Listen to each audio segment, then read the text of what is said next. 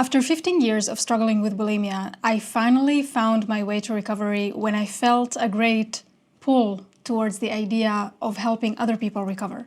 It was very clear to me that if I wanted to help people make a positive change in their life, then I needed to let go of my own struggles with bulimia. It just didn't make sense to me otherwise. And so I did. Now, to be honest with you, I didn't believe that I was gonna able to do it. I was very skeptical about it.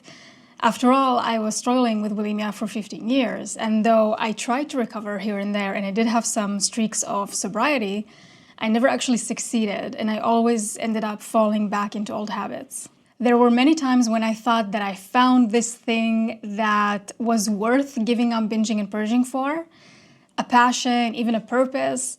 But at the end of the day, all of the excitement that I felt whenever I found something new that I thought this is the thing that I could pour my life into instead of my bulimia, it quickly died down. Quickly, like, the excitement faded away and I was back where I started. And eventually I was proving right. My skepticism won once again.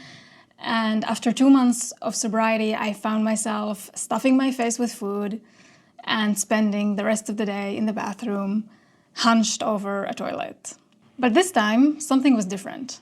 The behavior was the same, but something in my mind was different. I wasn't sunk into hopelessness as it used to happen to me whenever I would relapse or whenever I would think like, you know, this is it, now I'm gonna recover, this is the time, and then I would relapse again.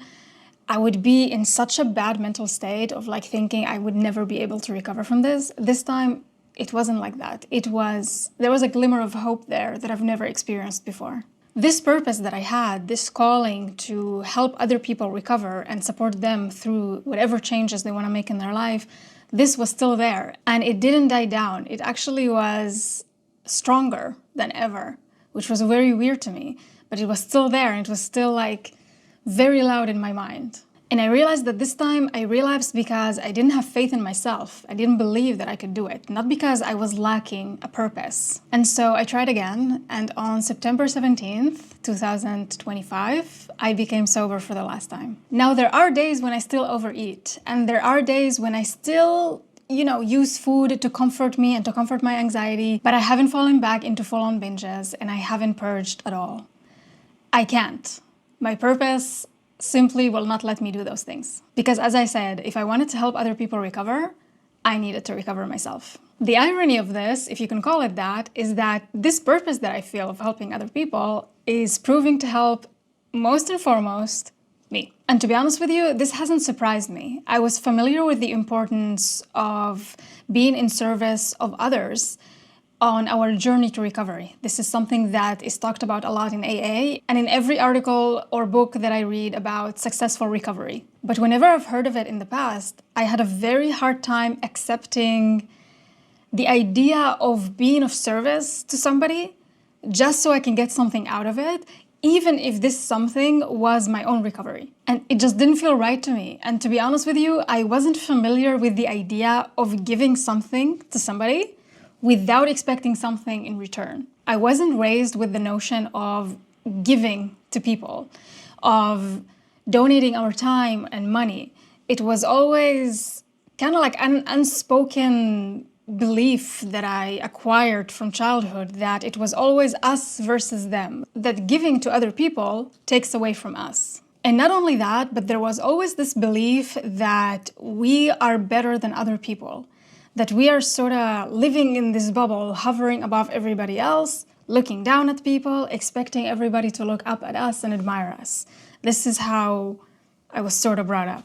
So growing up, whenever I used to do something that I considered to be nice to people, like holding a door open for someone, giving food or money to homeless people, helping somebody in my class or in my university, whatever it was always with the expectation of a thank you or some sort of recognition.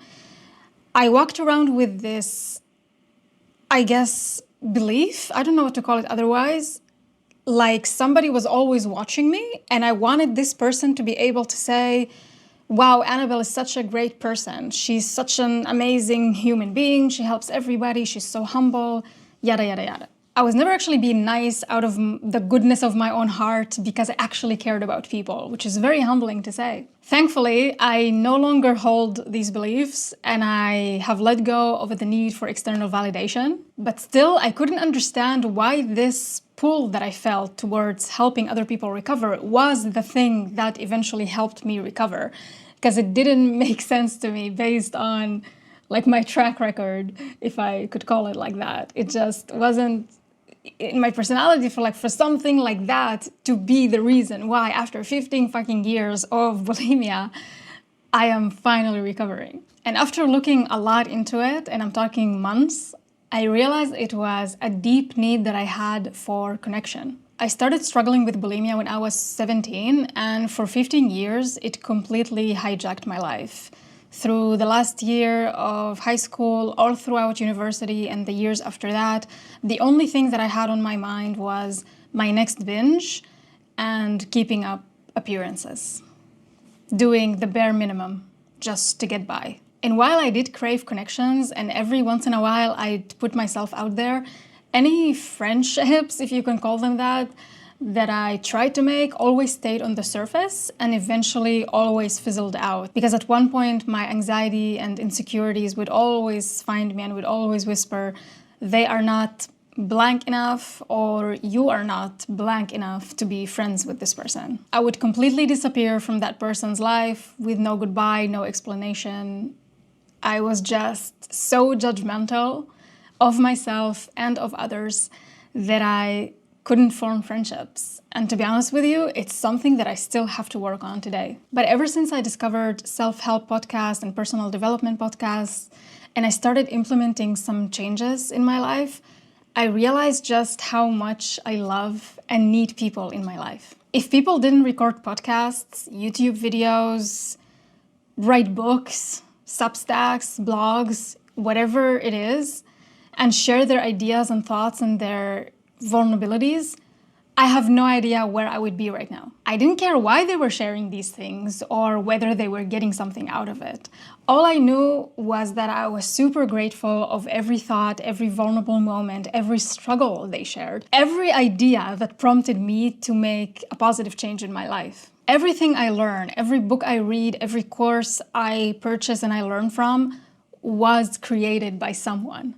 It came from someone. It was people's presence in my life that laid the foundation for my recovery and every positive change that I made and still making in my life. I have a long way to go when it comes to forming and maintaining friendships. But there's one thing that I'm certain of, is that every relationship has an exchange. Whether it's a romantic relationship, a family relationship, a friendship, whatever it is, there's a reason why we form certain connections, why some connections in our life fizzle out, and why some connections are never made at all. We all receive something from one another, and there's nothing wrong with that.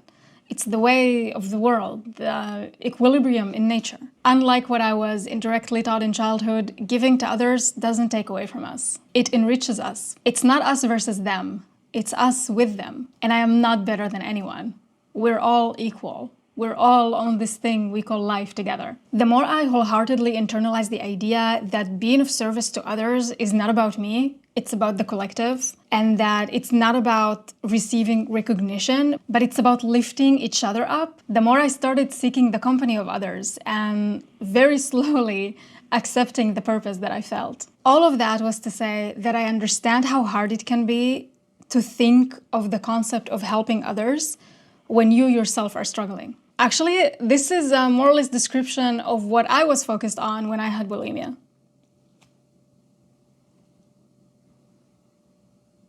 As you can see, I have very little going on in my life, and naturally the only person that I could think about was myself. But slowly, and I mean very slowly, as I started crawling my way through recovery, I started adding a little bit of more things to focus on in my life, started distributing my focus a little bit more.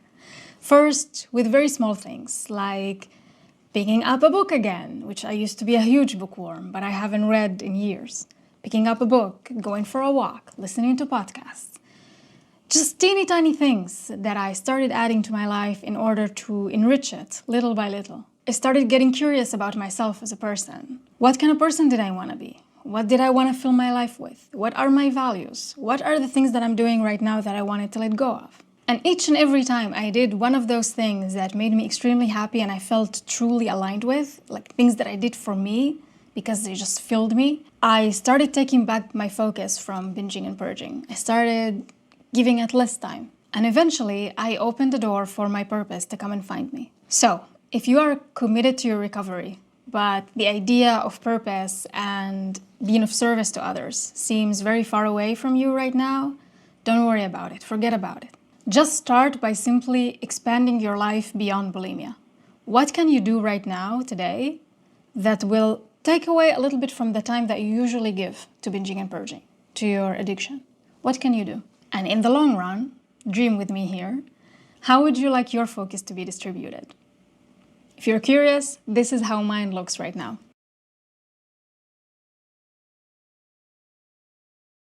Thank you so much for sharing your time with me. I hope that this was a little bit of value to you, and I will see you next week. Bye.